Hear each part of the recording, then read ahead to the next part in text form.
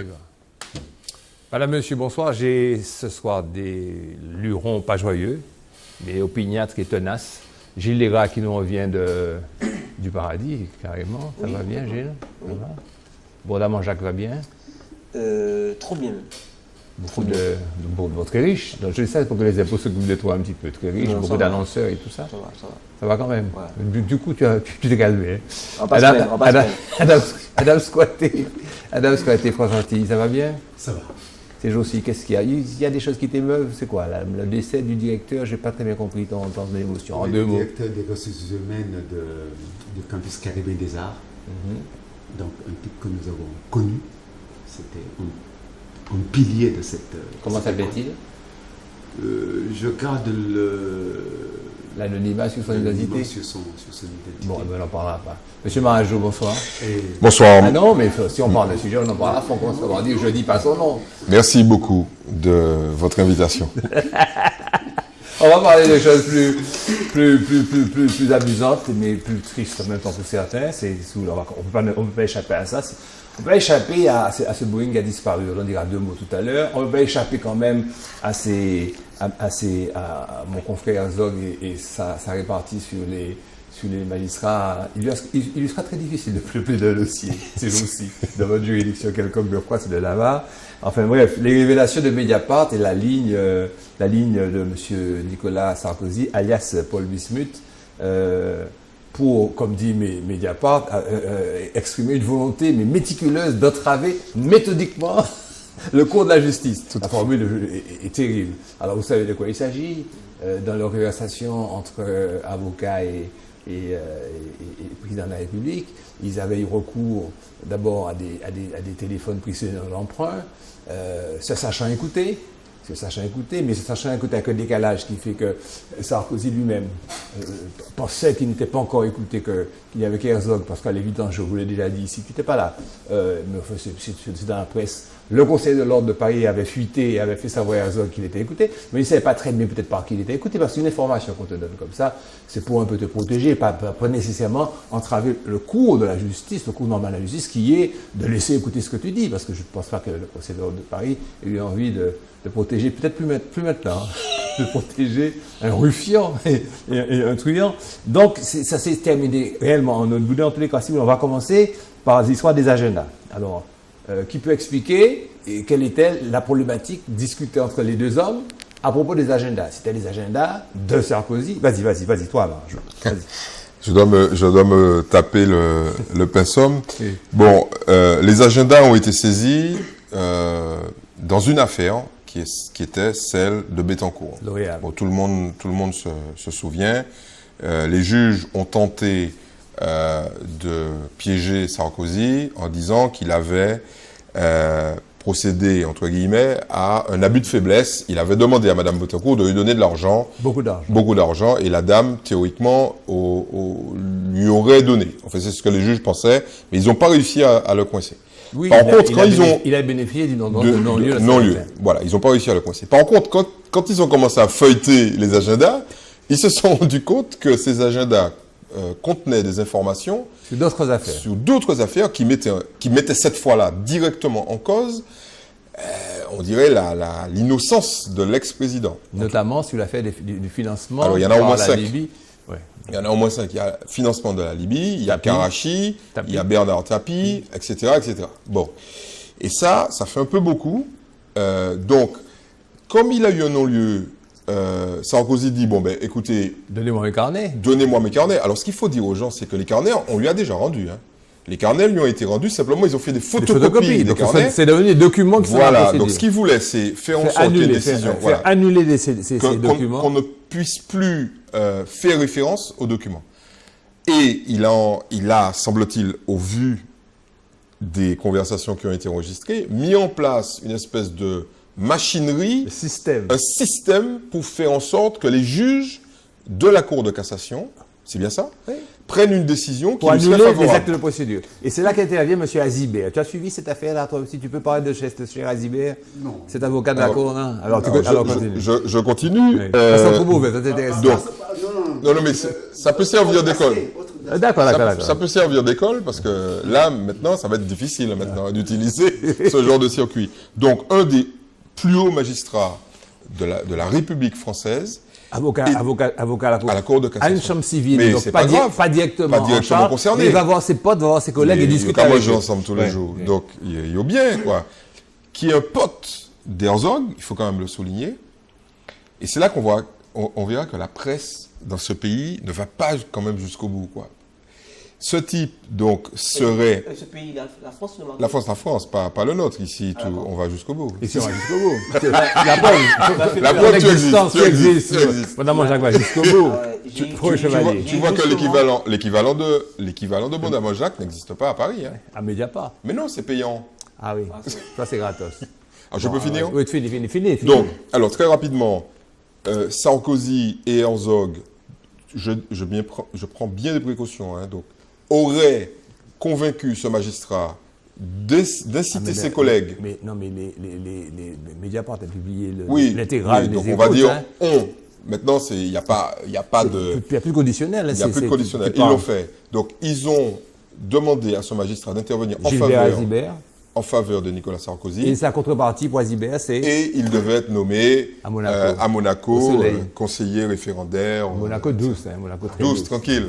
Puis il ne paie pas d'impôts, etc. Bon, alors tout ça était dans la poche jusqu'à ce que, évidemment, ça soit révélé, puisque la décision, c'était la semaine dernière. Évidemment, la décision a été négative. Les juges ne pouvaient pas prendre une décision dans laquelle, qui était attendue par un ex-président de la République. Et pourtant, Herzog avait rassurer à Sarkozy que les magistrats, d'après toujours ce Gilbert allaient prendre une décision positive. Il le dit en disant qu'il les a bien travaillés. Et puis ajoutant, si d'ailleurs ces documents sont annulés, qui sont les copies des agendas, ça va. Je reprends la formule. Si les mentions relatives aux agendas sont supprimées, ça va faire du boulot à ces bâtards de Bordeaux, la cour d'appel de Bordeaux. Des juges. Oui, des juges, jusqu'après la cassation, ça revient à la cour d'appel. Mais ce qui est encore plus fascinant, c'est que cet avocat dit à un moment, normalement on a gagné, sauf si le droit l'emporte. C'est-à-dire que tout est tout bel arrangé, mais si les mecs appliquent le droit... Exceptionnel, s'ils appliquent le droit... Nous qui s'acquivent, c'est monsieur, quoi. C'est quand même terrible. Alors, le 29 janvier, ce confrère Herzog annonce que Gilbert, donc le magistrat en question, a déjeuné avec l'avocat général au pénal, donc il s'occupe de ça, et qui se félicite du dévouement de son informateur, en disant il a bossé, il a bien bossé. Voilà.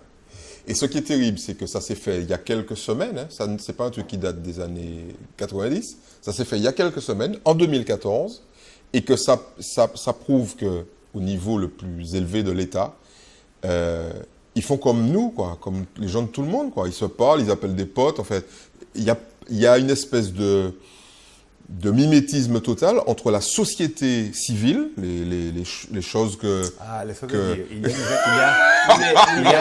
Non, je peux témoigner qu'il y a une vingtaine de petits magistrats à Fort-de-France là, qui, pour des raisons qui m'échappent, sont entre eux. Escadron renforcé, pour se protéger. Il parle à personne, il ne voit personne. Donc, messieurs, c'est pas la peine d'essayer de faire ça. Les magistrats vont tenir bon. Je veux dire, à force de cas, tout est possible. Ouais. Mais c'est plus difficile. Il peut avoir des sympathies, il peut avoir des faiblesses. Mais je parlais pas des magistrats, je parlais de la vie quotidienne, quoi. Les hommes sont les hommes. Ou les ont permis là, ou qu'a crié comme Adou, qu'a crié mère, comme ça. C'est-à-dire qu'on a l'impression que ce genre de thiopitude ne concerne que les citoyens lambda, quoi. Faire un petit peu de pression pour obtenir un camion de sable, etc. C'est plutôt à un haut niveau. Non, mais on s'attendait pas. Non, très sérieusement, on ne s'attendait pas à ce que ça soit aussi simple, en fait.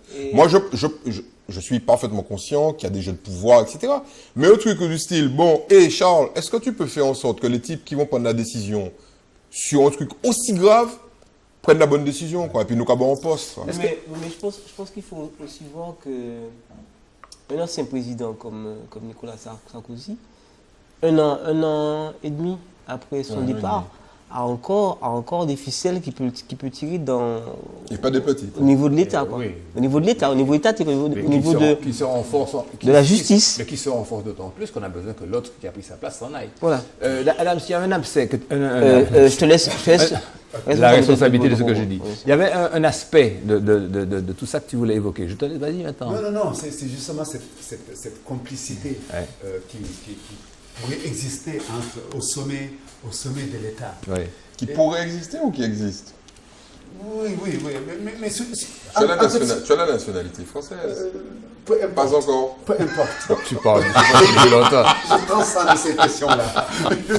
Tu ne vas pas pouvoir être renvoyé dans ton pays. Adam, tu es martiniquais. Ouais. Tu peux t'exprimer librement. Et puis on te protégera. Le territoire. Et ce qui est navrant dans cette histoire-là, c'est de voir qu'un magistrat,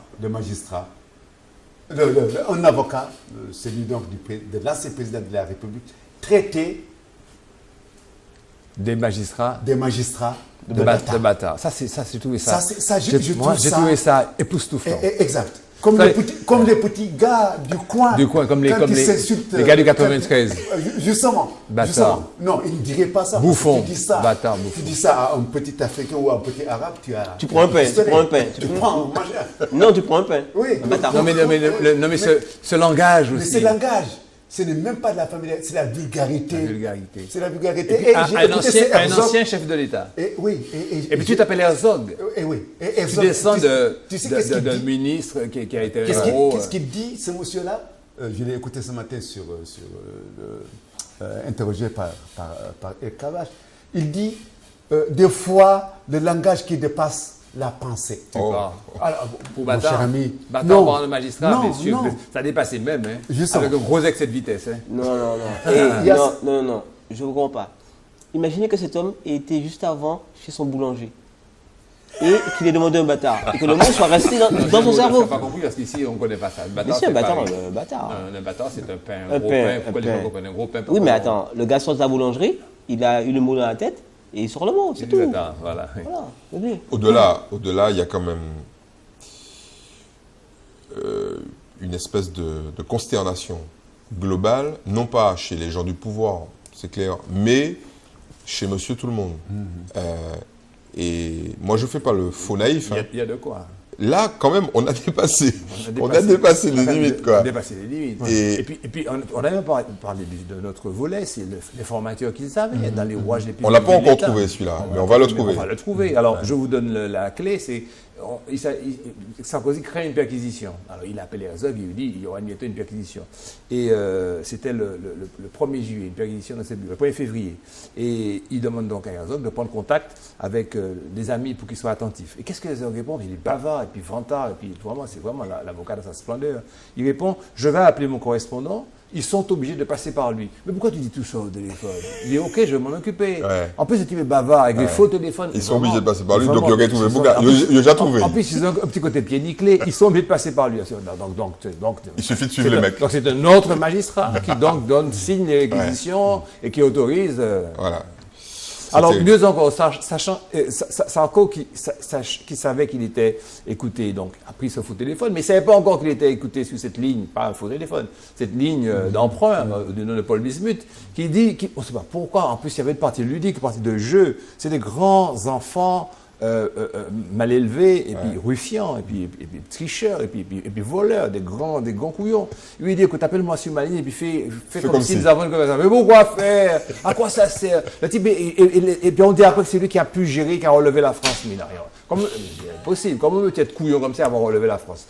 Le hasard a dessiné un fait que... Globalement, entre les faux téléphones et puis les scooters... On est bon avec ça. Nous n'y a un problème là. Non, mais je le dis. Non, mais si je vous le dis, les châteaux de la Loire, le camembert, le Bordeaux, les vins de Provence, l'huile d'olive, la Provence. Attends la frère. Non, mais tout ça, c'est magnifique. Montesquieu, Voltaire. Le Farboton. Tout ça, Victor Hugo. Et puis tout ça là maintenant, mais c'est une catastrophe. Une catastrophe. Bon, alors, on va quand même, il y a quand même une France intéressante. Attention. Un sondage qui a été fait auprès d'un certain nombre de personnes en quête d'emploi, ça va t'intéresser, toi qui aimes ça.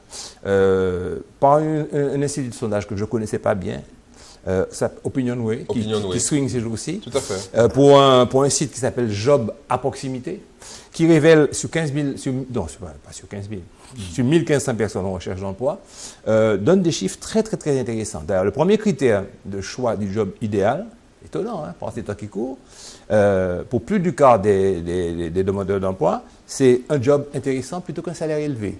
Ouf. Hein?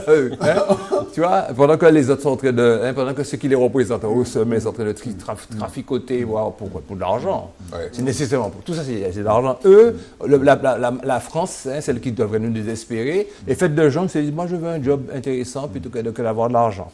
23% sont prêts à renoncer au RTT, à des jours de congés payés pour avoir un job intéressant, pour un métier qui leur plaît. 39% seulement sont intéressés par la rémunération.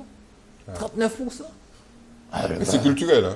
C'est culturel. On sent bien que chez les Latins, et c'est assez classique, le Latin, lui, ce qu'il veut, c'est le contenu. Donc, quel job vous allez me donner? Mais pas dans ces proportions-là. Je ne savais pas. On ne savait pas. On savait bien que littéraire, culture. 96% un travail intéressant, 95% un travail utile. Ouais. Même dur, même difficile, mais utile. 90% un travail près de chez soi parce qu'ils veulent vivre bien près de leurs enfants. Donc, être équilibré. Et amusant et plus que ça. Amusant au travail. Mais oui, la notion d'ergos, d'œuvre achevée, non pas de labor. 38% acceptent des horaires décalés, c'est intéressant. Nuit, dimanche, etc. Notamment les jeunes entre 18 et 24 ans. Voilà. Nouvelle génération. Je ne dire que c'est défaillant. 32% je serais d'accord pour déménager. Là, j'étais surpris. Déjà que ça. 32%. Ça, c'est nouveau. Complètement déménager. 27% d'être moins payés. 23% renonceraient à des RTT, jours de congé pour un métier qui leur plaît. Pour la formation, là, ça a été surprenant. On dit que c'est à la fin. 96% sont prêts à se faire former pour un nouveau métier ou un nouveau poste. C'est-à-dire que l'intégralité de la classe laborieuse est prête à se former, à aller à l'école. 54% pour eux, la formation, c'est un défi à relever. Moi, je vous assure que je suis avocat, la formation, du coup, j'ai pris la responsabilité pour être obligé de me faire former pendant 5 ans, pour tous les confrères. 45%, c'est une réelle opportunité pour le travail, et en tous les cas, que ça rend la vie plus intéressante de se faire former. Alors, l'entreprise idéale, ça c'est intéressant. 36% préfèrent la petite entreprise avec de fortes responsabilités. 31%, OK, la grande entreprise, mais avec les moyens de mener dans la grande entreprise, de mener à bien leur mission. Et les grandes entreprises et les groupes internationaux, quasiment n'intéressent personne. Ça m'a surpris. C'est le contraire de tout ce que l'on... Mais les médias mettent en avant... Tout ce qui se passe. Ouais. Non, pas forcément. C'est le contraire aussi de tout ce qui se passe aujourd'hui. Non, je ne suis pas d'accord. Pas de tout ce qui se passe, de tout ce que nous pensons mettons en avant. 1500 personnes demandeurs d'emploi. Mais moi, je trouve que c'est encourageant. Naturellement. Parce que les gens aujourd'hui, il y a des valeurs du merci qui peuvent un peu s'effriter. C'est la course à l'argent et compagnie. Il faut se mettre à la place, par exemple, de quelqu'un qui est milliardaire. Est-ce qu'il va s'arrêter tiens, j'ai n'importe quoi, j'ai 50 milliards en banque. Est-ce que je m'arrête? Est-ce que je profite de la vie? Est-ce que je pars dans des ruisseaux chercher des petits poissons? C'est comme ça. Ça existe dans les romans. Mais dans la réalité, quand tu es à ce niveau-là, tu continues. Tu disais, Adam. Non, je disais, donc, ce que nous percevons de temps en temps, c'est quand même un certain intérêt pour ce qui est international. Je pense que ça, je ne comprends pas cet aspect des choses. Ne confonds pas. Ouais. Le lavage de cerveau qui a été fait sur les jeunes d'ici. Pas du tout. Non, pas du tout. Les jeunes caddies, on leur a dit, vous n'avez pas trouvé du boulot ici, il faut que vous partiez. Non, pas du tout. J'ai dit le lavage de cerveau, j'enlève le mot. La prise de conscience de cette réalité qui n'aura pas de boulot ici, avec des gens qui sont venus. Quand on voit des jeunes Portugais qui s'en vont, ou les jeunes Espagnols qui s'en vont, à l'époque c'était l'expatriation, aujourd'hui c'est franchement l'exil. Donc, on peut se poser la question aujourd'hui, d'après les données que tu nous as fournies là, aujourd'hui, où est l'intérêt de quelqu'un du salariat? Un emploi intéressant. Qu'est-ce que c'est qu'un emploi intéressant? Le compte du salaire, mais peut-être de la qualité de vie, effectivement. Qualité de vie, le travail utile, le travail intéressant. Tu avais les critères? Le travail utile, le travail intéressant, pas loin de chez soi, exact. Pas stressant, enrichissant. Mais aussi avoir 52 jours de vacances. Voilà, je crois qu'on est aussi dans l'ère du loisir. Les gens maintenant ont envie de profiter. On n'est plus dans une mine de charbon. Je pense que c'est pas... Non, je pense qu'ils sont dans des résultats qui sont là, j'ai été peut-être trop vite. Ils sont prêts à bosser beaucoup, mais pour un travail utile et intéressant. C'est sûr que les gens en Chine, quand le travail n'est pas utile et pas intéressant, quand il y a une hiérarchisation complètement imbécile, quand il y a de l'autoritarisme, quand il n'y a pas la possibilité de rester chez soi travailler, de travailler à distance, quand il n'y a pas de moyens technologiques pour... et qu'on se tape 3 changements avec les transports, oui, c'est évident. Ça correspond malgré tout à une idéalisation globale de la notion de travail. Oui. Mais ce qui est bien, c'est qu'on est sur des valeurs qui sont, comme Gilles le disait, non monétarisées. Et c'est plutôt bon signe dans un univers qui va mécaniquement s'appauvrir. Il ne faut pas qu'on se fasse d'illusions. Les pays européens et les pays occidentaux de manière générale ont vécu au-dessus de leurs moyens pendant des siècles en raison, employons le mot parce que c'est vrai, du pillage organisé des autres pays.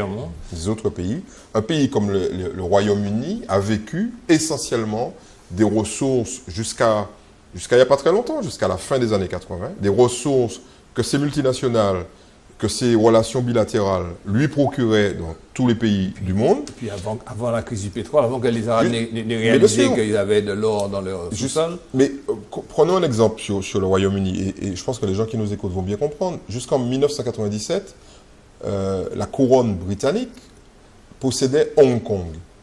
Et Hong Kong était la 2e place financière mondiale. Voilà. Après Londres. Après Londres. Donc, il était ni l'argent. C'est-à-dire qu'on recyclait l'argent qui venait se réfugier à Hong Kong dans les circuits londoniens. D'ailleurs, l'une des plus grosses banques mondiales actuelles s'appelle HSBC. Oui. Et c'est Hong Kong and Shanghai Bank Company. En fait, c'était ça. HSBC, c'était la banque anglo-chinoise qui récupérait les richesses du continent asiatique et qui les envoyait en Europe pour faire tourner la machine. Est-ce que vous ça peut se retrouver dans les films, mais vous êtes tous jeunes, mais de cette époque de l'opulence du monde occidental. C'était le paradis, hein. Je n'y ai pas vécu. C'est le paradis. C'est pour ça qu'Adam. C'était vraiment le paradis. L'essence n'était pas chère. Les voitures, c'était des gros cylindres consommateurs d'essence. Les transports n'étaient pas chers. La vie n'était pas chère. Les loyers n'étaient pas chers. La vie était relativement... Les salaires étaient très élevés. Les fonctionnaires martiniquais bénéficiaient de congés. Ça ne s'appelait même pas congé bonifié, ça s'appelait congé administratif. Tous les 5 ans, ils partaient 1 an en France. Arrivés là-bas, ils avaient... Ils partaient même... Un an plus les vacances, ça faisait 14 mois. J'en ai bénéficié. Enfin, pardon mon peuple, mais je ne suis pas le seul. Et c'était une vie extraordinaire. Là, le seul inconvénient, c'est que là-bas, il n'y avait pas les 40%, mais à la place des 40%, je crois qu'il y avait d'autres primes qui touchaient tout quand même, ça compensait. Et puis là-bas, la vie était tellement moins chère qu'ici que ça, effectivement, les 40% n'étaient pas rendus nécessaires. Et c'était vraiment une très très belle vie. Et puis là, ces salauds d'Arabes, ça m'a dit, bon, écoutez, arrêtez de nous exploiter, on va vous vendre le pétrole au prix que ça vaut. Et là, le monde a basculé. Et ce qui explique cette haine de l'arabe, de l'Occident, entre autres, oui. Voilà. Alors, l'économie française a recommencé à créer de l'emploi fin 2013. INSEE. Is it true? C'est vrai? Tu dis INSEE. Ouais. Vrai ou faux? Vrai, puisque l'INSEE n'est pas dans une conjoncture où ils comptent des gens. Donc, ils font des enquêtes sur les emplois. Ouais. C'est beaucoup mieux structuré que de dire... Parce que quand vous commencez à compter des gens, vous n'avez jamais fini de compter. Parce que le temps que vous comptez les gens, il y en a... Ça a changé. Ça a changé. Donc, mais puis, bon, comme on a eu l'occasion de le dire à plusieurs reprises, il y a un moment où on atteint le fond, et puis ça rebondit, et on remonte fatalement. Et là, on est dans une période de remontée. Et vous allez voir... De remontée mécanique. Mais presque obligatoire. Et vous allez voir toutes les politiques, les fameuses politiques, là, on disait ça à l'époque. Le temps que les types mettent en place le pacte de responsabilité, il a dit, bon, on nous finit puis ça, puisque bon, ça a mâché. Non, mais j'aimerais quand même qu'on ramène ça à notre réalité de Martinique. Hollande, il arrive au pouvoir il y a non, ça va faire 2 ans dans 2 mois. Dans 2 mois. Bon, allez, on va dire 1 an et demi. 1 an et demi, on lui a demandé des comptes parce que bon, pourquoi pas. Et en Martinique, je constate que ça fera le 26. C'est-à-dire l'anniversaire, on va pouvoir fêter ça. Ça fera 4 ans que Serge Letchimy est au pouvoir à la région et personne ne lui réclame rien, aucun bilan, rien du tout. C'est assez étonnant. Mais parce que il n'a pas beaucoup de pouvoir, le pauvre. Enfin, tout le monde fait semblant de croire qu'il a du pouvoir. On est gentil avec lui, mais... Attends, tu oses remettre en doute la gouvernance? Non, mais économiquement, il a un petit truc, il a un petit truc qui peut aspirer un petit peu d'essence, fait le moteur marche un petit peu, mais le moteur est tellement grippé, le pauvre. Non, mais bon, Gilles, personne n'avait demandé à Alfred... de relancer l'économie. Alfred Marie-Jeanne de compte. Non pas en 2010. Non, je ne parle pas de 2010. Je parle pas de 2010. Je parle de 2004. Je parle de 2004. Au moment, rappelle-toi, en 2004, au moment de l'élection régionale, aucun journaliste, aucun média et aucun intellectuel n'a dit, mais attendez, il y a un truc, même si vous n'aviez pas la majorité, vous vous représentez, vous étiez président, vous vous présentez en 2004. Qu'est-ce que vous avez fait? Bilan, mais quand il dit ça, ça peut être Attends, Gilles, attends, je vais expliquer à Gilles. Gilles, les gens qui non, mais attends, et je me comprends pourquoi tu veux m'expliquer. Non, attends, non, c'est pas ça, je ne vais pas t'expliquer toi ce que les gens qui nous écoutent, qui écoutent nos émissions le vendredi soir à 20h30, qui nous réécoutent parce que c'était tellement bon le samedi à 18h30, et puis qui vont prendre un petit coup en plus le lundi à 13h. Bien fait. Ces gens-là savent très bien. Ils ont déjà compris, parce qu'on leur explique ça, que nous sommes totalement dépendants d'autres paramètres, d'autres critères que les vœux pieux de M. Marie-Jeanne ou de M. Letchimy, que nous sommes dans une conjoncture économique, que nous sommes dépendants en fait de système global, mondial, et que nous vivons par des fusions, des perfusions financières qu'il s'agit de gérer un petit peu intelligemment, qui sont de plus en plus ténues et réduites, et que, bon, nous laissons ces élus et ces responsables l'illusion de croire qu'on est convaincus de ceux qui ont une importance extraordinaire, à tous, et qui vont changer le cours des choses, qui vont faire des alliances, qui vont faire que le Martiniquais serait heureux, qu'il y aura 5000 emplois de plus, ou bien qu'on sera des encaillés. Mais personne n'y croit. Les gens qui nous écoutent dans les cas n'y croient pas. Alors, elle leur dit oui, mais elle leur dit des choses qu'ils savent. Ça n'a pas de sens. Donc là, nous sommes dans une sorte d'illusion constructive, quoi. Non, on essaie de leur expliquer le monde et les grandes critiques, et puis aussi qu'être dans le silence des Non, c'est pas nous. Non, le silence non, pas nous. Le silence, ils vont aller voter. Ils vont aller voter. On les forme, et puis ils vont aller faire ce qu'ils veulent. On ne met pas les points sur les i, puisque les points sur les i, ils les ont déjà mis. Tu vois, tu comprends? Non, mais je comprends ta désespérance, parce que tu es en train de nous dire il faudrait qu'on soit des guides. On n'est pas des guides, nous. Non, moi je pense à un élément. Bon, c'est vrai que tu poses la question. Bon, il y a un type qui a le pouvoir depuis 4 ans. Qu'est-ce qu'on lui dit? La problématique, elle est beaucoup plus générale que ça. Je viens de te dire qu'on a demandé à personne, à qui que ce soit, des comptes. Okay? Sinon, on aurait demandé par exemple à Claude Lise, qui est resté très très longtemps des comptes. Mais le lendemain de sa défaite, personne n'a été le voir en disant « Bon Claude, assieds-toi là, tu as servi quand même la Martinique depuis des dizaines d'années, fais-nous un bilan. » Tout simplement parce qu'effectivement, nous, bien après les gens de la rue, des gens de la société civile, des gens, monsieur tout le monde, avons compris que ça ne servait strictement à rien. Donc ça veut dire en gros qu'on vit par procuration, on vit par défaut, on n'a aucun pouvoir. Non, on se débrouille en sachant pertinemment qu'à l'époque, et c'est ça la différence, à l'époque, les années 60-70, les gens qui avaient le pouvoir politique dirigeait la vie des Martiniquais, on va dire à 60%. Aujourd'hui, ils dirigent la vie des Martiniquais à 5%. Les Martiniquais se sont débrouillés sans eux. Ils se sont débrouillés sans eux. Tu réalises ce que tu viens de dire? Bien sûr. Les gens vont voter pourquoi, d'après toi, aujourd'hui? Les gens vont voter par plaisir. Par plaisir. Bien sûr, ils font un acte de distraction. Et attends, il faut que je note ça. Mais bien sûr. Ils n'ont aucune... Tu penses sincèrement que les gens qui croient vont... que le maire va changer leur vie. Mais non, on reprend dans le film. Alors, une autre information. Le maire UMP... Je pense qu'on a fait basculer le niveau de participation des élections municipales. Le maire UMP de Raincy a envoyé des milliers de messages suggestifs, là, à la veille des élections, suggestifs à une collaboratrice et a menacé de la révoquer parce qu'elle ne répondait pas à ses avances. Et quand on l'a coincé, il a dit que c'était une reprise de déstabilisation. Et puis après, quand on a sorti les 1500 messages qu'il envoyait, il a dit « Ouais, même pour pas 1500, hein. 500. 15 000. Arrêtez. J'ai lu 1500. J'ai lu 15 000 SMS. 15 000 SMS. Il était bon pour l'hôpital psychiatrique. Non, à peu près un an. Même sur 10 ans. Ouais, même sur 10 ans. C'est énorme. Alors, il a expliqué qu'en fait, elle avait fait une opération de chirurgie esthétique qui était très provocante. Oui, elle a fait remonter ses seins. Elle a fait remonter ses seins. Et puis que le soir, elle restait tard au bureau parce qu'en fait, elle allait à une boîte de striptease et que tout ça, ça l'excitait, en fait. Non, moi, je trouve que c'est vraiment... Faire remonter ses seins, c'est odieux. Est-ce bien raisonnable? Je suis d'accord avec toi. On ne fait pas ça. Il faut quand même rappeler que l'individu en question a un passif un passif sévère en matière de racisme. Éric Raoult. Nous, Antillais, on a eu l'occasion de lui rappeler qu'il fallait quand même... On le connaît. Ok. On parle de points sur les îles. Au sein du RPR. Au sein du RPR, c'est un pote à nous, soi-disant. Et puis c'est surtout un pote à Nicolas Sarkozy. Il faut quand même le rappeler.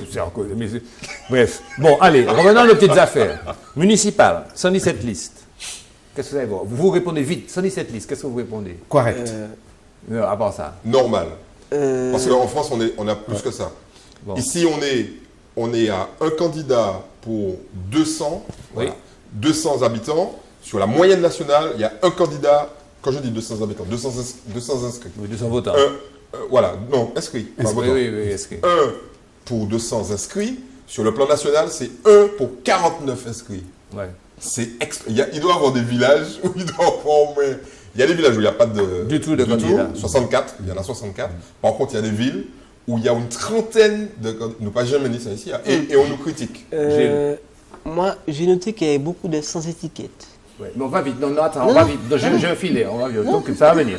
Alors, en tout cas, c'est 7 de plus qu'en 2008. Une seule liste aux pêcheurs. Ça vous gêne, ça vous dérange pour la démocratie? Oh, normal. On va très vite. Normal, c'est bien, c'est bon. Non, ça vous dérange pas? Normal. Ça ne me dérange pas.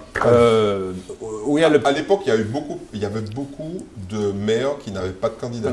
Moi, j'ai noté des élections où il y a eu 7 maires, de candidats face à eux, d'opposants. 7 municipalités sans une question un peu plus. Une question. On continue, on va vite. Je crois qu'il y a eu Shell. On va vite. On a qu'une heure et on a beaucoup de choses à voir sur les municipales. Saint-Esprit, 8 listes.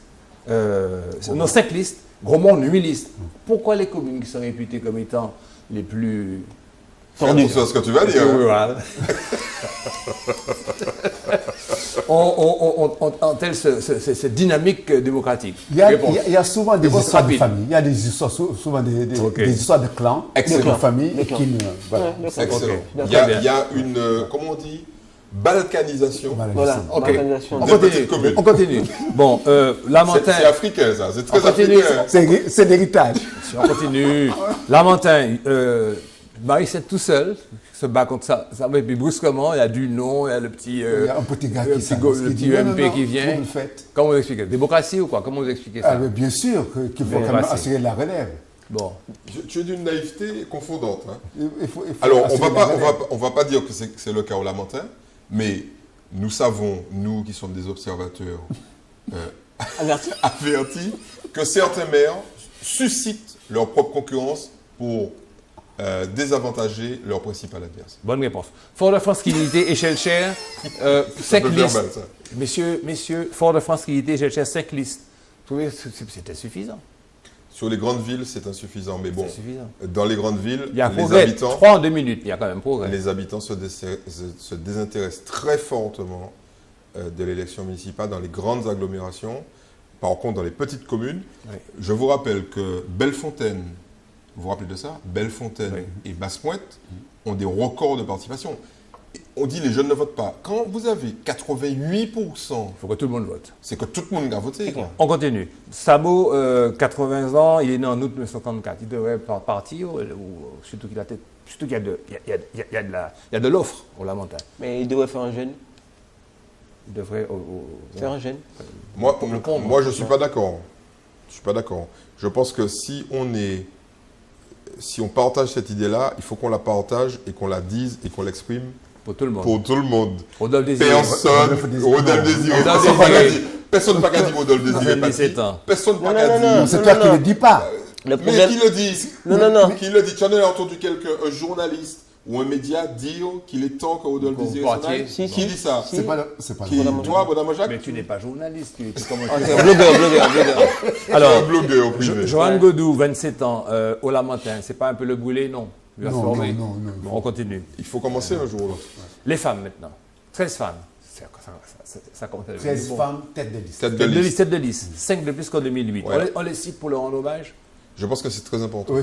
Chantal, et on n'est pas le 8 mars. Hein. Chantal Maignan, candidate. Okay. Génie Dulis Petit, Léon Vaillant-Bardury, Justine Joachim Arnaud. Et puis d'autres nouvelles. Ne cite pas les communes parce qu'on sera obligé de citer tous les autres candidats. D'autres nouvelles. Stéphanie Norca, c'est famille. Eliane Sesto-Gustave, Karine Mousseau, Raymond Netilé. Ouais. Non, mais c'est très bien. Moi, je suis content. Je suis fier. Quelle que soit leur opinion politique. Non, peu importe. Seulement, bon, la Martinique est en train de rattraper son retard en matière de représentation de candidature de femmes. Ouais. Maintenant, voyons le vote dimanche soir, lundi, ce que ça va donner. Ouais. Mais il y avait déjà de bons résultats aux législatives, hein, rappelez-vous. Ouais. Il y avait des petits jeunes là qui s'étaient présentés, qui avaient fait des scores. La petite UMP, elle était présentée avec le petit Tiac. Monsieur Garcémal, ça vous vous rendez compte qu'il a été élu depuis 89? Mais avant lui, il y a d'autres qui ont été élus la même année. Non, mais Garcin qui se fait phénétiquement comme un jeune garçon, Garcin c'est un vieux corps, quoi. Il faudrait qu'il le comprenne. Et c'est pas mal ça. Kakin Makouba, 1990. On l'a oublié. En 95, il y avait Antiste, il y avait René Corail, Charpentier, Le Sieur, Labner et Bonté. Et Ocolier. Ils sont toujours là. Ocolier. Ocolier en 95. Ah, je l'ai raté. Merci, je le corrige ça. Oui, tout à fait. Alors, il y a des gens qui reviennent. Yes. Turiné, bon, Mouyes, je peux comprendre, mais Turiné, quand même. Enfin, bon. Oui, mais Turiné est bien plus jeune que des types qui sont là depuis très longtemps. Il a le droit de revenir. Et puis, en fait, il avait été bon maire. Et puis, il a perdu l'élection à très peu. Hein. Ouais. Donc, il se dit, bon, moi, je recommence. Mais il y a des maires qui ont perdu, qui sont revenus dans l'histoire de la Martinique. Vous savez pourquoi? Oui, naturellement. Mouyes. Est-ce que vous savez pourquoi s'il a laissé tomber? C'est difficile de faire une liste, tu me diras, à part cette méchanceté que tu sembles vouloir dire. C'est difficile de trouver 19. J'ai jamais dit quoi que ce soit. J'ai jamais dit quoi que ce soit. Pourquoi Saint-Louis ne s'est pas représenté à Fort-de-France? Ah, c'est super question ça. Moi, j'ai posé la question une fois. Je lui ai posé la question une fois à RCI. Il a un peu hésité. Et puis, il s'est souvenu qu'il avait dit ça. Mais il s'est souvenu de ça parce qu'il y a quelqu'un qui le lui a rappelé. Qui lui a dit, Saint-Louis, tu te rappelles que tu avais dit que tu te représentais? Au cas où tu... Mais bon, très objectivement, je pense que Raymond Saint-Louis-Augustin a fait le job et il n'avait pas l'intention de toute façon d'être... Il n'aspirait plus à aller plus loin que ça. Je pense que c'est quelqu'un qui veut profiter de la vie. De l'avenir. C'est le maire le plus atypique qu'on ait eu quand même en Martinique. On va entrer maintenant dans les Milans. Est-ce que vous croyez que la théorie de notre ami Gabriel Gallion, selon laquelle Albert Joséphine Angobande se présente une liste d'une petite dame qui s'appelle Raymond Netilé, en position arrière, 16e position. 16e. Est-ce qu'en fait c'est une manœuvre pour que si par extraordinaire cette liste-là l'emporte, qu'il puisse, à ce moment-là, présenter sa candidature en tant que maire, puisqu'il semblerait que la tête d'affiche, la tête de liste, n'est pas tenue d'une liste majoritairement élue, ne sont pas tenus d'être celui qui l'avait mené à la victoire. Tout à fait. Vous pensez que c'est plausible qu'Albert Zéphirien soit dans un complot comme ça? Et même la deuxième sur la liste, qui est une femme, n'est pas tenue d'être la deuxième, la première adjointe. Ça peut être modifié. Alors, est-ce que vous pensez qu'Albert Zéphirien se met là, 16e, et puis après, si la liste est élue, il dit, messieurs, c'est moi qui mets? Vous pensez que c'est possible? Ça s'appelle la technique du mango. Du duelto. Non, du mango. Du mango, explique-nous ça. Parce que Zéphirine. Mango Zéphirine, donc il va lui faire le coup. Alors, messieurs, il y a quand même de nombreux maires qui vont faire un deuxième mandat. Et jeunes, hein, ça passe vite. Hein. Pamphile, Barcelone Nadeau, qui vont faire. Qui ambitionnent. Nadeau d'abord. Nadeau, c'est sûr. Nadeau, c'est sûr. Nadeau, c'est sûr. Bruno Nestor Azéro, 7 Paris. Jean-Claude Descanville au Carbet. Ismaël Bellefontaine. Luc Luisan Clémenté Chelcher. Eustache Diamant. Mon Plaisir. Il y en a eu 10 Casse-Pilote. en 2008. 10 nouveaux. Ouais. Et là, maintenant, il y en a.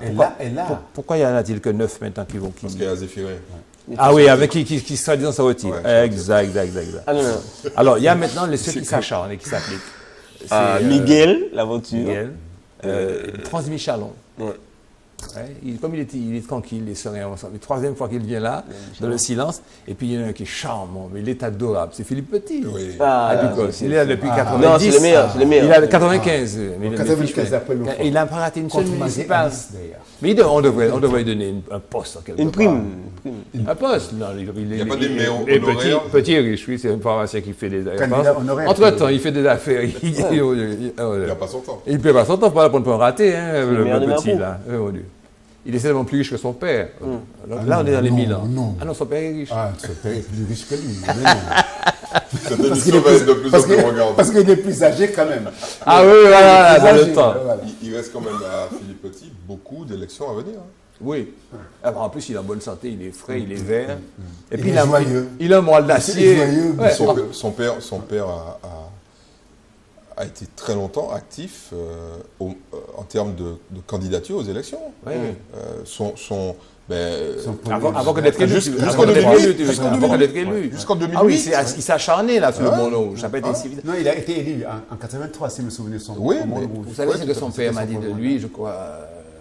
C'était dans une émission, mais je peux le dire, parce que même si c'était hors émission, il m'a dit mon fils, c'est un garçon qui est extraordinaire. C'est-à-dire il était toujours volontaire, quoi. Au sport, aller chercher des ballons, hop, il va chercher des ballons. C'est un garçon qui. Un petit bonhomme au combat. Ouais.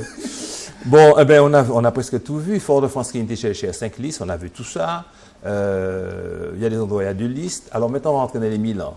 Il semblerait que notre ami Copette, à part les coups de choc que ton site dit qu'il a reçu. Alors, a-t-il reçu des coups de choc ou pas? Non. Les coups de choc veut dire coups de poing pour les amis martiniquais qui ont bu le créole. Il a été un peu bousculé sévèrement, on va dire.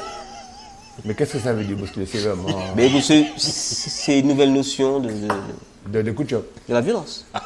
Alors, en tous les cas, autre forme de coup de choc, il y a une action qui a été engagée par un collectif d'électeurs de l'Espace Sud, qui explique au juge d'instance saisi, qui explique qu'il serait frappé d'inéligibilité parce qu'il y aura un conflit d'intérêts entre ses fonctions de maire et celui de président d'une société qui s'appelle Servichef, qui s'occupe de restauration scolaire et qui notamment semblerait donc être chargé de la restauration scolaire de cette année, si je ne m'abuse. Je connais mal le dossier de la restauration scolaire. Non, mais c'est parce que j'ai entendu comme un bruit, parce qu'en fait, c'était plus lié à un fichier téléphonique par rapport à des envois d'SMS. C'est pour ça qu'ils ont râlé.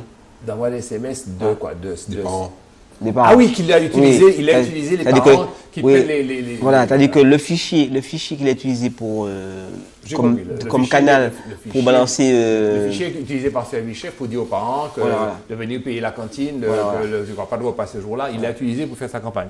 Mais écoute, un petit peu long. Non, c'est une maladresse. Ah d'accord. Alors, une erreur, ça arrive. Une erreur de gouvernance. À l'occasion d'une émission, Gabou a relaté dans France Antilles, Gabou il est là-dedans, Gabriel Gagnon, il est dedans, il est comme toi, vous êtes dans ça à fond. On aime ça. Ah, vous aimez ça.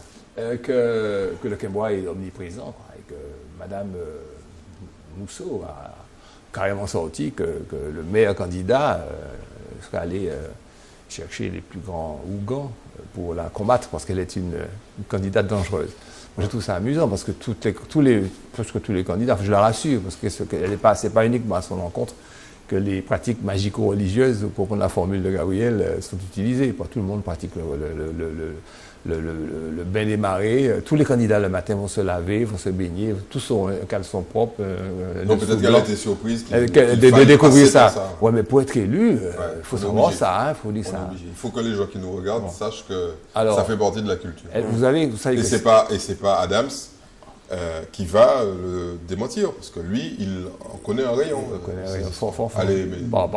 par tradition culturelle, tu connais. Je pense réellement que ça n'a pas existé plus aujourd'hui qu'hier. Alors, monsieur... Peut-être même ça existe moins, qui sait, avec la montée de... Non. Des technologies. Encore plus raide. Messieurs, quand nous sommes, il n'y a pas de femmes, là. Il n'y a pas Nadia, il n'y a pas qui, nous sommes entre hommes. On peut avoir des petits propos machistes, vous voyez. On peut, personne ne nous écoute. Vas-y, Oz. Parmi les candidates, la plus belle. On va se faire attaquer. Bon, on dit pas. Participe pas. Non, moi aussi, à ce genre de... On continue, tu as raison. Adam Sabé, c'est la tête. Heureusement que tu me retiens. L'UFM, j'en parle. Tu vois comme je suis dans... Ça aurait été une drôle de transition. Un questionnaire en 10 points aux candidats. Elles sont très amusantes, ces femmes. Oui. Madame, j'ai un truc important à dire. Est-ce qu'on va noter le sigle de la liste de Chantal Mignon? Vas-y. Il y a une grande dimension subliminale derrière. Sa liste a les mêmes initiales que l'UFR. Elle s'appelle Union des Forces Robertine. Oui. Et l'UFR. C'est une mutuelle. C'est une mutuelle qui est Robert. Donc quelque part, il y a eu le marketing de Maline. Il y a eu ce qui est intéressant, c'est que tu as réussi à le décrypter, ça. Maintenant, c'est foutu. C'est foutu. Alors, l'UFR a envoyé un questionnaire en 10 points aux candidats. On fait c'est intéressant. D'abord, pensez-vous que les femmes seraient plus aptes sur les questions de soins aux autres, questions de nos autres? Seraient-elles peu attirées, voire incompétentes dans les questions techniques ou budgétaires? Autrement dit, pourquoi vous filez à toutes les femmes qui sont élues, s'occuper des cantines, du service social, etc. Deuxièmement, pensez-vous qu'en réunion, la parole des femmes soit moins percutante? Je suppose que les femmes ont dû leur dire on se fait enfumer au conseil municipal, alors elles sont allées râler. Qu'allez-vous faire dans la commune et au niveau du personnel de la mairie pour participer activement à la prévention contre les violences envers les femmes? Alors moi, si je suis candidat, monsieur, je suis maire. Si je suis candidat, je dis n'importe quoi, monsieur, je suis maire. Je convoque mon personnel, de temps en temps, une fois tous les 3 mois, je leur dis ne tapez pas vos femmes. Mais ce n'est pas possible. Comment elles sont là? Comment elles sont possibles? Elles ne sont pas efficaces. Sur le point de conseiller. Avez-vous pensé à avoir une communication pérenne de la mairie, intégrant un équilibre entre femmes et hommes, affiches, slogans, etc. Mais bon, l'initiative est quand même intéressante. Oui, l'initiative est intéressante. Peut-être que la forme, Moi, je m'en fous de l'initiative. C'est bourré d'intellectuels. Non, pas d'intellectuels, justement. Bac plus 7 de gens intelligents qui savent tout faire. Je veux que ce soit efficace. Moi, je suis pour leur combat, mais je veux que ce soit efficace. Les questions qu'elles posent. C'est parce que je suis à mort pour leur combat. Moi, je suis féministe à mort, mais je veux qu'elle soit efficace, moi. Ce qu'il faut, c'est. Les questions qu'elles posent. On pose des questions. C'est bien vos questions. Il n'y a pas d'homme dans l'UFM? Si. Qu'allez-vous faire dans la commune et au niveau du personnel de la mairie? Je lui ai dit ça. Pensez-vous que vos pratiques en matière d'égalité entre les femmes et les hommes sont une référence citoyenne pour les jeunes? Qu'est-ce que tu veux qu'un candidat dise ou que le maire a déjà élu? Pensez-vous, quand tu vois un truc comme ça, non mais il faut qu'on leur dise. Il faut qu'on leur dise fort. Je vais réécrire les questions. Et tu leur... Super. Bon, alors je vous ai expliqué déjà sur le Quimbois, on ne va pas revenir là-dessus. Et puis, on va terminer en beauté par le Sénat qui a décidé de quadrupler la TVA sur les boissons sucrées. Voilà le soda, Coca-Cola qui a commencé par faire. Alors, qu'est-ce qui est plus mauvais, d'après vous, un verre de vin ou un verre de soda? Parce qu'il n'a pas touché au vin. C'est bien évidemment un verre de soda. Bien sûr. Le plus mauvais. Oui, le sucre. Alors, je crois que tout est dans la modération, mon cher ami. Oui, mais à volume égal, oui. Je ne crois pas qu'un verre de... Pour te donner un exemple, tu prends un verre de jus le matin, petit verre de jus comme ça. Quel jus? Est-ce que c'est le jus qui a vaguement des fruits déjà morts avec non, un jus de fruits que tu fais toi-même? Non, un jus du commerce. Ah oui, d'accord. Personne ne prend ça le matin. Alors c'est sérieux. Non, c'est sérieux. On ne fait pas de jeu de mots. Attends, laisse-le finir. Tu absorbes dans 20 centilitres, donc un peu moins que ça, 30% de tes besoins en sucre de la journée. Et tu vas en boire. Si tu es un addict, tu vas en boire 20. Et moi, je suis sûr que toi, Eddy Marajo, tu ne donnes pas à tes enfants un demi-verre de jus acheté dans le commerce le matin. C'est difficile. Mes enfants sont grands maintenant, mais j'ai été obligé. Personne ne fait ça. Dans la journée, oui. Non, quand tu plaisantes ou quoi? Tu plaisantes, c'est tout le lever, les enfants. Tu n'as pas le temps de faire du jus. Quel bon Dieu, c'est le truc de jus. Tu vis où? Et le moins cher à payer. Tu vis dans un jardin. Et pourquoi je dis ça? Pourquoi je dis ça, Adams? Tu vas comprendre. Bien évidemment, un verre de vin, tu vas peut-être en boire un et tu ne vas pas en boire 10, tandis qu'un verre de jus, tu as la capacité d'en boire 10 dans la journée. Parce que tu as la conscience tranquille, il n'y a pas d'alcool. C'est pas dangereux. Alors, la TVA, c'est pas dangereux. Attendez, l'information quand même, je la donne. TVA sur les boissons sucrées passera de 5,5%, passerait, ça a été voté en commission, hein. Ça n'a pas encore été la loi, n'a pas encore été voté, 5,5% à 20%, ce qui fera une hausse de près de 20 centimes du prix de la bouteille de soda ou de faux jus de 1,5 litre. Il y avait une contribution de santé publique de 7,40 € par hectolitre, ce qui a fait augmenter déjà de 11 centimes la bouteille de 1,5 litre. Ça a rapporté quand même en passant à l'État 288 millions d'euros. C'est toujours cet aspect en passant comme ça. Bon. Et ça a quand même permis de baisser. Donc, tu vois, la fiscalité a un effet direct. Mais il n'y a qu'à voir le tabac. Mais oui. De baisser de 3,5... Cette taxe, cette taxe dont je vous ai parlé, celle qui était déjà en action, en vigueur, baisser de 3,5% la consommation de boissons sans alcool en 2012. Voilà. Ils ne touchent pas aux boissons à l'aspartame parce qu'ils disent que c'est... Ils ne comptent pas dans le débat de la nocivité de l'aspartame, c'est l'édulcorant, en disant qu'ils ne peuvent pas attaquer des boissons qui sont censées ne pas présenter la dangerosité des boissons sucrées. Et puis pour l'épineuse question du vin, alors je vous dis comme l'argumentaire, ils sont contre une taxation au degré d'alcool, que l'effet sanitaire est incertain, en tous les cas que l'impact économique et social considérable. On ne peut pas mettre l'hiver. Non, mais il y a un truc important parce que Luel avait abordé un peu ça dans les produits locaux. Oui. Et il y a un truc important qu'il faut dire aux gens, c'est qu'ici, on a plein de problèmes avec les mots. Ici, on fait très peu de jus. Il y a très peu. Pas du jus, c'est du nectar. C'est-à-dire qu'en fait, c'est une part de pulpe, de l'eau et du sucre. Voilà. Donc forcément, quand vous achetez un produit, je ne vais nommer personne, sauf si vous insistez, quand on achète un truc on dit entre guillemets avec du jus, parce que même en publicité, c'est une boisson, jus de fruits. Boisson ou nectar. Donc forcément, au départ, on ne boit pas un produit qui va apporter des vitamines, qui va apporter de la sainteté à l'organisme. Donc il faut, si les gens veulent boire du jus, il faut presser une orange chez soi. Une orange qui est passée 10 jours au frigidaire. Tu avais une petite expression que tu utilisais. Ce pays ici où on confond pistache et cacahuète. Alors je voudrais rajouter quand même quelque chose. Après avoir étudié ça de près, parce que ça m'intéressait, j'ai découvert qu'il y avait dans les jus du sel. Oui. En plus. Donc comme il n'y a pas de conservateur, les mecs qui rajoutent du sel, 3%, 5%. Tu imagines, tu prends du sel et du sucre. Toute l'industrie du sel, balance du sel dans les jus, plus du sucre. Les deux, quoi, la totale. Diabète plus tension artérielle. Et il faut rappeler que le sucre est un poison. Tout à fait. Oui. Le sucre est un poison. Le glucose nourrit le cancer. Oui. Voilà. Directement. Voilà. Donc des mecs qui ont le cancer, il vaut mieux qu'ils évitent de boire du sucre. Vous savez, messieurs, qu'un sondage a été fait qui montre que DSK est considéré comme le politique qui aurait fait mieux que Hollande en tête. Hein. Un sondage BVA. Sondage non publié. Non publié parce qu'ils se sont dit que c'est trop dangereux, c'est trop chaud. Sur 14 personnalités politiques proposées, que DSK ferait mieux que François Hollande.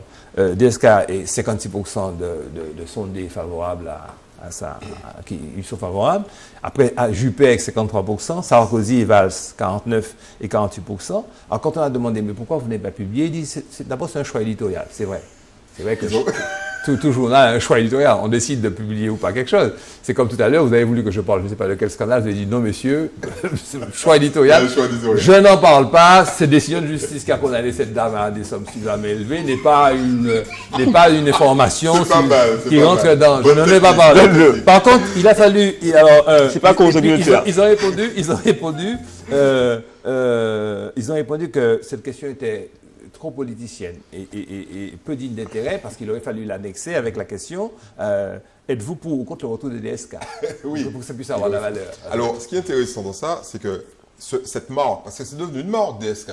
On ne dit plus Dominique Strauss-Kahn. Oui, on dit DSK. Alors, ce qui est intéressant, c'est que, alors vous allez fouiller sous l'année, vous allez voir ça, il y a de très fortes chances, en tout cas, il y a beaucoup de gens qui en parlent, que DSK devienne le futur directeur général du Nouvel Observateur. Wow. qui a été racheté par le banquier. Par le Monde. Oui, par le banquier. Par Pigas, BNP. Quoi. Voilà, les principaux actionnaires Pigas, du Niel et Berger. Et Berger. Pierre Berger. Donc, le Monde a racheté le Nouvel Observateur et va bientôt racheter Libération.